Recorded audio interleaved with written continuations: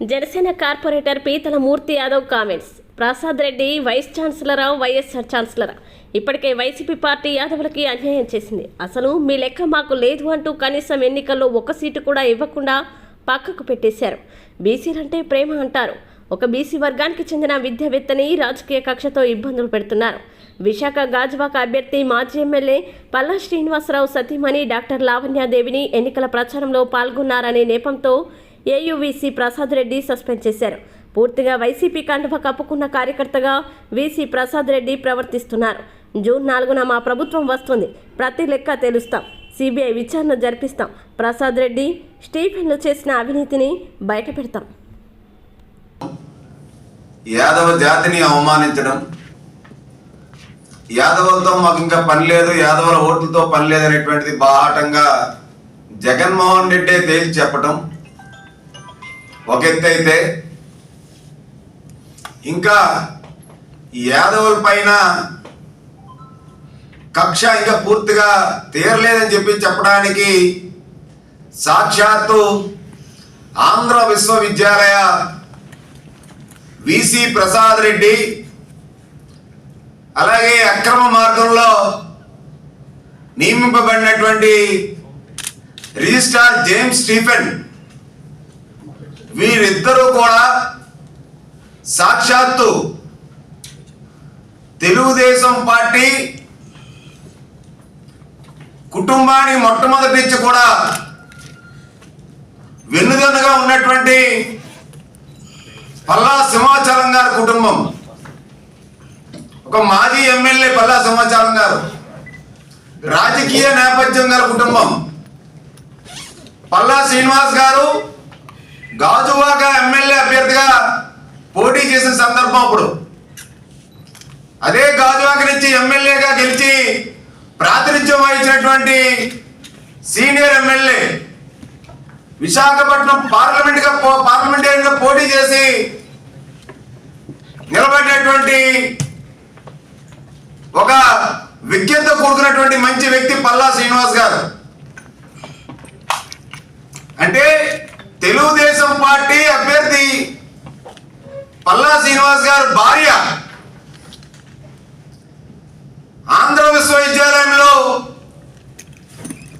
Assistant professor గా చేస్తున్నటువంటి computer science department లో జి లావణ్యదేవి గారిని కక్ష కట్టి వైసీపీ ప్రభుత్వం వచ్చిన దగ్గర నుంచి కూడా అనేక విధాలుగా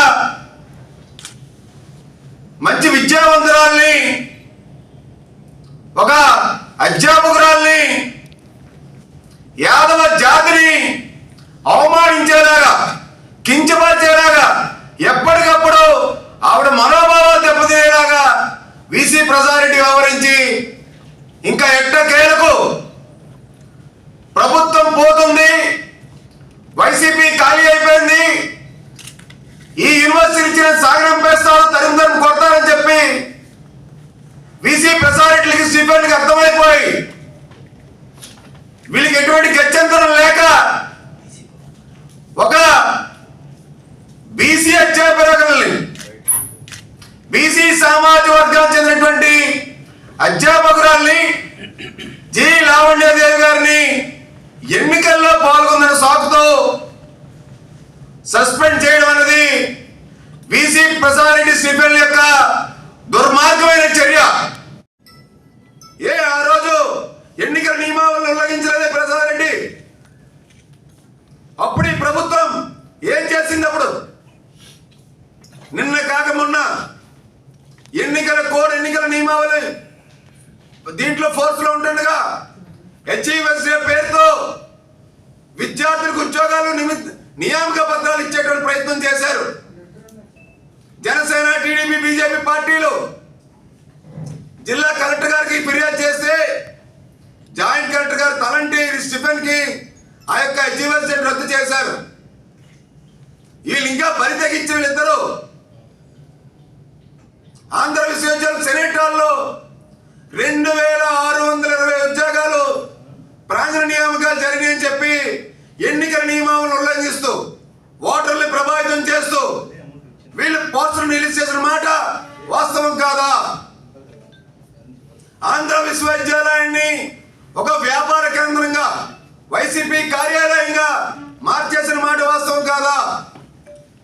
ఇవాళ ఆంధ్ర విశ్వవిద్యాలయ ఇంజనీరింగ్ ప్రాంగణంలో ప్రకృతి విధ్వంసం చేసినటువంటి దుర్మార్గమైన వ్యక్తి ఈ వీసీ ప్రసాద్ రెడ్డి. కొన్ని వేల చెట్లు వృక్షాలు, పెద్ద పెద్ద వృక్షాలని, పచ్చని చెట్లని ఇవాళ తగనరికేశాడు వీడు.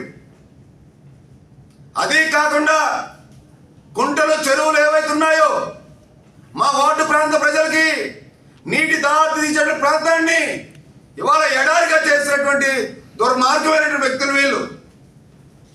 ఇవన్నీ ఒక ఎత్తైతే జేమ్స్ స్టీఫెన్కి యూనివర్సిటీకి సంబంధం లేకుండా James Stephen university VC Prasad రెడ్డికి తొత్తులాగా వ్యవహరిస్తాడు కాబట్టి తనను తీసుకొచ్చి రిజిస్ట్రార్ గా దొడ్డిదారిలో పెడితే ఇవాళ వాళ్ళు చేసే నియామకాలు 300 పైగా ప్రొఫెసర్